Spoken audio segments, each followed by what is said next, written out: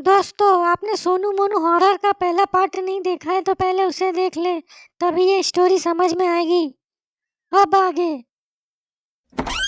सोनू जैसे ही दरवाजा खोलता है, सामने लंबे बाल वाली एक सफेद कपड़े में औरत रो रही होती है और ये सच में एक चुड़ैल होती है।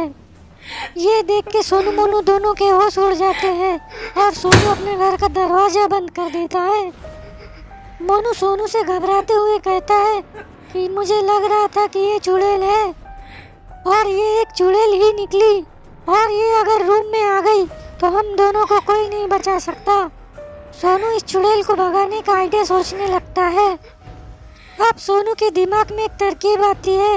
वह चुड़ैल को जोर जोर से बोलने लगता है, देखो तुम यहाँ से नहीं गई तो मेरे पास एक मंत्र पड़ा हुआ पानी है, ये तुम पर डाल दूंगा तो तुम भस्म हो जाओगी। ये सुन के चुड़ैल कहती है कि तुम्हारे पास कोई मंत्र पड़ा हुआ पानी नहीं है और अब मैं यहीं रहूंगी।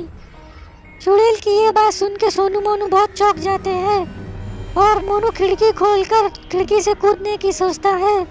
सोनू मोनू को यह कहते हुए रोक देता है कि ये रूम दूसरी मंजिला पे है और यदि तुम नीचे कूदोगे तो तुम्हारे हाथ पैर भी टूट सकते हैं या हो सकता है कि तुम्हारी जान भी चली जाए और तुम मर भी सकते हो।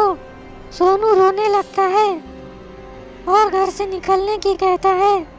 तभी दरवाजा लॉक होने लगता है। रूम खोलो नहीं तो जान से जाओगे, यह कहकर चुड़ैल दरवाजा खोलने की कहती है।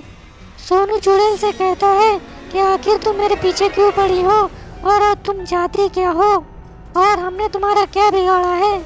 तब चुड़ैल कहती है कि 100 साल पहले तुम्हारे वंशजों ने मुझे कुल्हाड़ी से काट के मार दिया था, मैं उसी का बदला लेने आई हूँ। ये सब सुन के मोनू बेहोश हो जाता है और जमीन पे गिर जाता है। सोनू मोनू को बहुत होश में लाने की कोशिश करता है पर मोनू होश में नहीं आ रहा होता है और जल्दी से जाकर पानी लेके आता है और मोनू के चेहरे पे डालता है। मोनू होश में आते ही सोनू से कहता है, यदि मुझे कुछ हुआ तो इसके जिम्मेदार सिर्फ तुम और सिर्फ तुम ही होगे। तुम्ही ने मुझे सोने के लिए अपने घर बुलाया था, मुझे नहीं पता था सब मेरे साथ ऐसा कुछ होगा। सोनू मोनू को समझाते हुए कहता है कि मैं नहीं जानता था कि आज ऐसा कुछ होगा, वरना मैं खुद ही अकेला घर में नहीं रहता, मैं भी मम्मी पापा के साथ चला जाता। और अब जो हो रहा है उसे हमें ही निपटना होगा। हम दोनों को साथ मिलकर इस चुड़ैल को भगाना होगा।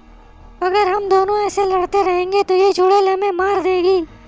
उधर चुड़ैल चिल्लाने लगती है, दरवाजा खोलो वरना मैं दरवाजा तोड़ के अंदर आ जाऊंगी।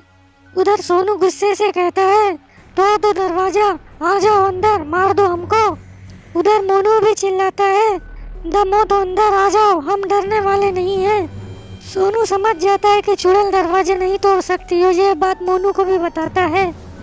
ये सुनकर मोनू की भी हिम्मत बढ़ जाती है।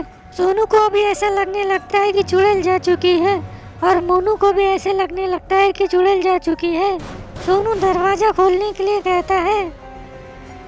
सोनू यह कहकर मना कर देता है कि हो सकता है चुड़ैल आसपास ही हो और हम दरवाजा खोलें और चुड़ैल हम पे हमला कर दे।